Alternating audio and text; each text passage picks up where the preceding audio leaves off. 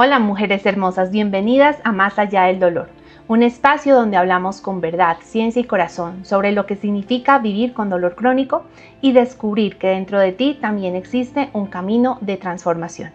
Soy Julie Vacías Legarda, terapeuta en procesos de dolor crónico, y en este podcast quiero compartir contigo lo que aprendí cuando vivía con dolor, pero sobre todo lo que descubrí estudiando neurociencia del dolor y lo que hoy acompaño a sanar en muchas mujeres.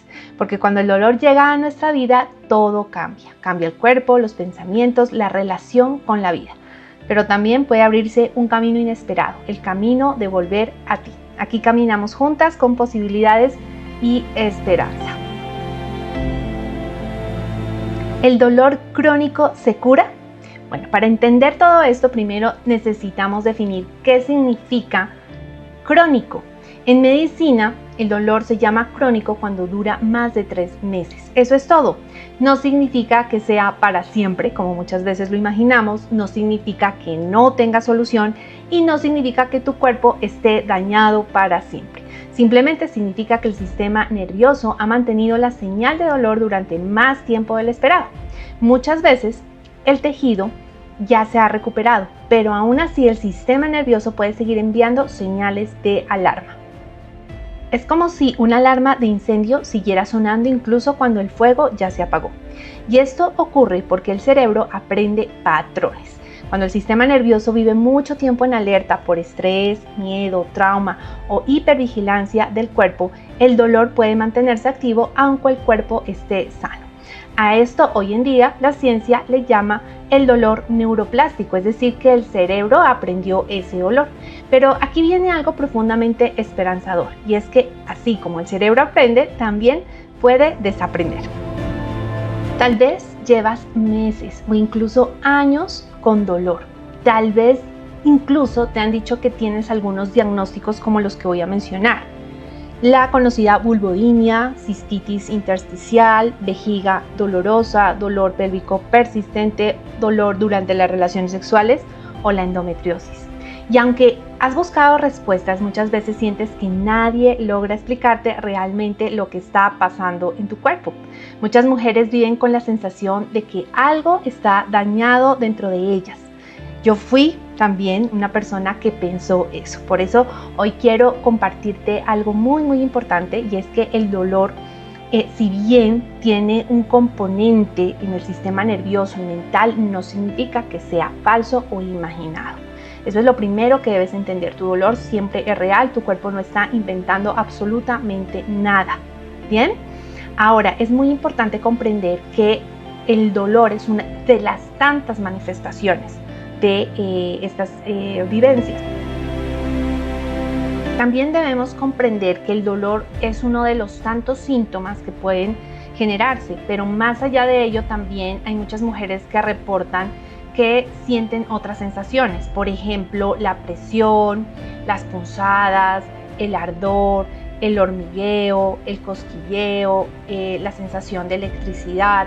Todas estas son sensaciones, señales que el cuerpo está generando como alarma. Nunca el cuerpo está inventando nada.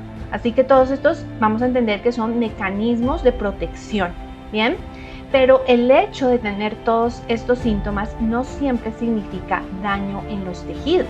Muchas veces significa simplemente que el sistema nervioso se quedó en modo alarma.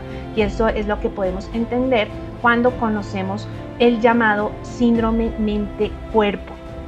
Aquí aparece un concepto muy importante del que cada vez se habla más en la ciencia del dolor, y hoy quiero explicarte. La base de este paradigma es reconocer que somos seres emocionales y comprender que nuestro mundo emocional y el estado de nuestro sistema nervioso pueden generar síntomas físicos angustiantes es la base de toda la medicina mente-cuerpo. Pero eso no quiere decir que nuestras emociones entonces sean totalmente peligrosas y entonces no podamos volver a sentir estas emociones. Quiero que mantengas la mente abierta porque esto implica una comprensión quizá totalmente distinta al paradigma que has creído hasta hoy. Solo pido que abordes esto con ese corazón abierto y que estés dispuesta a escuchar sobre esta forma de sanación muy diferente. Quizá te sorprenda saber que no voy a recomendarte tratamientos específicos ni ejercicios físicos para aliviar tu sufrimiento, pero quiero que sepas que si tienes la curiosidad suficiente para escucharme, vas a aprender mucho. Recuerda que en mi caso particular tuve unos síntomas relacionados con el diagnóstico de la vejiga dolorosa o lo que se conoce también como cistitis intersticial, en mi caso específico trigonitis. Esto es solo un ejemplo de un diagnóstico cuyos síntomas los experimenté con frecuencia urinaria, presión en la vejiga, muchísimo dolor. Esta solo fue mi experiencia. Podría ser que en tu caso estés experimentando cualquier otro tipo de sensaciones, podrían ser diferentes o incluso con varias afecciones juntas. Si eres muy nueva en el tema de la medicina mente-cuerpo, este es uno de mis recursos favoritos de alto nivel y es el doctor Howard Schubiner y el doctor John Sarno. John Sarno fue el pionero en acuñar este concepto del síndrome mente-cuerpo que se le conocía como síndrome de miositis tensional. En la década del 70 este doctor fue especialista en medicina de rehabilitación en el Centro Médico de la Universidad de New York y pionero en este movimiento, desarrollando un método que explica cómo pueden presentarse síntomas crónicos en el cuerpo y cómo tratarlos sin medicina y sin cirugías. Él plantea que las experiencias del cuerpo son creadas por el cerebro y luego proyectadas en tu físico, en tu cuerpo físico. Y lo que quiso decir fue que hay más allá de una manera de experimentar ese sufrimiento. Cualquiera de ustedes que haya experimentado, por ejemplo, un dolor de cabeza o un intenso dolor de estómago antes de un evento importante, sabe lo fuerte que es esta conexión entre lo que piensas y el cómo reacciona tu cuerpo. Además, este autor plantea que hay emociones subyacentes que están detrás de este dolor físico, que sirve finalmente el dolor como distractor de estas emociones.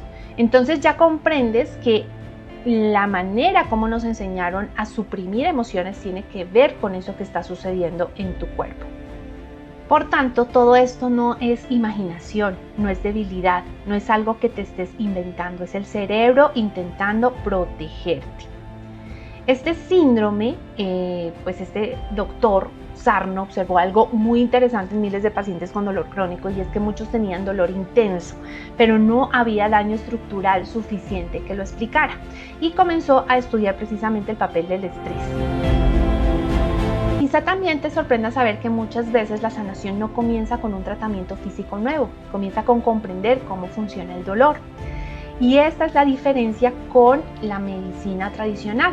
No quiere decir que no vayas al médico, evidentemente ve al médico, ve a tu especialista, sigue las instrucciones de los exámenes que requieran, pero muchas veces ahí no está solo la respuesta. Si bien puedes tener un tratamiento médico que te beneficie, el hecho de saber esta información te da la oportunidad de ir a hacer un tratamiento más integral, donde la orientación de especialistas en el área de dolor pueden generar un resultado muchísimo más satisfactorio, porque estás aprendiendo a saber que tú puedes hacer algo por ti, que no depende de un medicamento, que no depende de la cirugía, sino que todo esto es un complemento, ¿bien? Pero tú tienes la capacidad de regular todas estas situaciones, todas estas emociones, todo esto que el cuerpo manifiesta y proyecta. A muchas personas desde muy pequeñitas se nos enseñó a reprimir emociones, a callar lo que sentimos, a ser fuertes, a no expresar el enojo, a no mostrar tristeza. Y poco a poco aprendimos a guardar esas emociones dentro de nuestro cuerpo. Quiero que te imagines esto. Imagina que tus emociones son como un río. Si el río fluye libremente, el agua se mueve. Pero si bloqueamos el río con piedras, el agua se estanca y con el tiempo se desborda. El cuerpo muchas veces es donde ocurre ese desborde emocional. Voy a contarte cuáles pueden ser otros síntomas del síndrome mente-cuerpo. Te hablé inicialmente de algunos diagnósticos del dolor pélvico, pero aquí van otros que pueden estar asociados.